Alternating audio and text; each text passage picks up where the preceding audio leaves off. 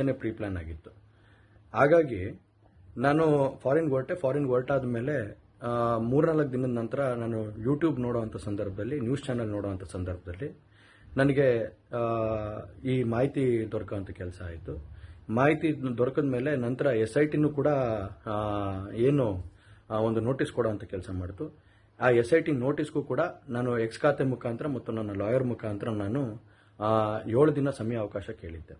7 ದಿನ ಸಮಯ ಅವಕಾಶ ಕೇಳಿದ ಮೇಲೆ ಕೂಡ ಅದು ಮಾರನೇ ದಿನನೇ ಏನು ಕಾಂಗ್ರೆಸ್ಸಿನ ಹಿರಿಯ ನಾಯಕರಾದಂಥ ರಾಹುಲ್ ಗಾಂಧಿ ಅವರು ಮತ್ತು ಹಾಗೂ ಎಲ್ಲ ಹಿರಿಯ ನಾಯಕರುಗಳು ಏನು ಓಪನ್ ವೇದಿಕೆಗಳಲ್ಲಿ ಈ ಒಂದು ವಿಚಾರಗಳನ್ನ ಪ್ರಚಾರ ಮಾಡೋದಕ್ಕೆ ಪ್ರಾರಂಭ ಮಾಡಿದ್ರು, ಚರ್ಚೆ ಮಾಡೋದಕ್ಕೆ ಪ್ರಾರಂಭ ಮಾಡಿದ್ರು, ಒಂದು ರಾಜಕೀಯದ ಪಿತೂರಿ ಮಾಡೋಂಥ ಕೆಲಸನ ಮಾಡಿದ್ರು.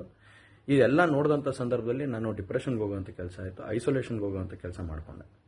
ಹಾಗಾಗಿ ನಾನು ಮೊದಲನೇದಾಗಿ ನಿಮ್ಮೆಲ್ಲರನ್ನೂ ಕ್ಷಮಾಪಣೆ ಕೇಳಿದೆ, ದಯವಿಟ್ಟು ಕ್ಷಮಿಸಿ ಅಂತ ಕೇಳಿದೆ ನಾನು. ಅದಾದ ನಂತರ ಹಾಸನಲ್ಲೂ ಕೂಡ ಕೆಲವು ಶಕ್ತಿಗಳು ಎಲ್ಲ ಒಟ್ಟಿಗೆ ಸೇರಿಕೊಂಡು ಇವತ್ತು ನನ್ನ ಮೇಲೆ ರಾಜಕೀಯದ ಒಂದು ಪಿತೂರಿ ಮಾಡೋವಂಥ ಕೆಲಸ ಮಾಡೋವಂಥದ್ದು ಇರ್ಬೋದು. ರಾಜಕೀಯವಾಗಿ ನಾನು ಏನು ಬೆಳೀತಾ ಇದ್ದೀನಿ, ನನ್ನ ಕುಗ್ಗಿಸ್ಬೇಕು ಅನ್ನೋ ಒಂದು ರೀತಿಯಲ್ಲಿ ಇವತ್ತು ಏನೇನೋ ಒಂದು ಪ್ರಕರಣಗಳಲ್ಲಿ ಅವರು ಎಲ್ಲರೂ ಕೂಡ ಒಂದು ಭಾಗಿಯಾಗುವಂಥ ಕೆಲಸಗಳನ್ನ ಮಾಡಿಕೊಂಡ್ರು. ಹಾಗಾಗಿ ಇವನ್ನೆಲ್ಲ ನೋಡಿದಂಥ ಸಂದರ್ಭದಲ್ಲಿ ಇದ್ದಿದ್ದು ಇನ್ನೂ ಒಂದು ಆಘಾತ ಆಗೋಂಥ ಕೆಲಸ ಆಗಿ ನಾನೇ ಒಂಚೂರು ದೂರ ಇದ್ದೆ. ಹಾಗಾಗಿ ಯಾರು ಕೂಡ ಇದ್ರ ಬಗ್ಗೆ ತಪ್ಪು ತಿಳಿಯೋದು ಬೇಡ. ನಾನೇ ಖುದ್ದಾಗಿ ಶುಕ್ರವಾರ ಏನು 31ನೇ ತಾರೀಕು 10 ಗಂಟೆಗೆ SIT ಮುಖಾಂತರ SIT ಮುಂದೆ ಬಂದು ನಾನು ಸಂಪೂರ್ಣ ಈ ಇನ್ವೆಸ್ಟಿಗೇಷನ್ಗೆ ಸಹಕಾರ ಕೊಡೋ ಮುಖಾಂತರ ನಾನು ಇದಕ್ಕೆ ಸರಿಯಾದ ರೀತಿಯಲ್ಲಿ ಉತ್ತರ ಕೊಡೋಂಥ ಕೆಲಸನ ಮಾಡ್ತೀನಿ.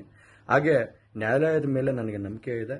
ಖಂಡಿತವಾಗ್ಲೂ ಕೂಡ ನಾನು ಈ ಒಂದು ಏನು ಸುಳ್ಳಿನ ಪ್ರಕರಣಗಳಿದಾವೆ, ಈ ಸುಳ್ಳು ಪ್ರಕರಣದಿಂದ ಆಚೆ ಬರೋಂಥ ಕೆಲಸನ ನ್ಯಾಯಾಲಯದ ಮುಖಾಂತರನೇ ಮಾಡ್ಕೋತೀನಿ ಅನ್ನೋ ಒಂದು ನಂಬಿಕೆ ನನ್ನಲ್ಲಿ ಏನಿದೆ.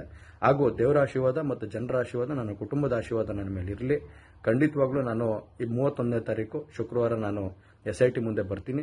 ಬಂದ ನಂತರ ನಾನು ಇದಕ್ಕೆಲ್ಲದಕ್ಕೂ ಕೂಡ ಇದಕ್ಕೆ ತಡೆ ಎಳೆಯುವಂಥ ಕೆಲಸನ ಮಾಡ್ತೀನಿ. ನನ್ನ ಮೇಲೆ ನಂಬಿಕೆ ಇರಲಿ ಅಂತ ಹೇಳಿ ನಿಮ್ನೆಲ್ಲರನ್ನೂ ಕೋರ್ತಾ ನಾನು ಧನ್ಯವಾದ ಹೇಳಕ್ಕೆ ಇಷ್ಟಪಡ್ತೀನಿ. ಧನ್ಯವಾದ. ನೀವು ಇನ್ನು ನಮ್ಮ ಚಾನಲ್ ಸಬ್ಸ್ಕ್ರೈಬ್ ಮಾಡಿಲ್ಲ ಅಂದ್ರೆ ಈಗಲೇ ಸಬ್ಸ್ಕ್ರೈಬ್ ಮಾಡಿ, ಶೇರ್ ಮಾಡಿ, ಲೈಕ್ ಮಾಡಿ.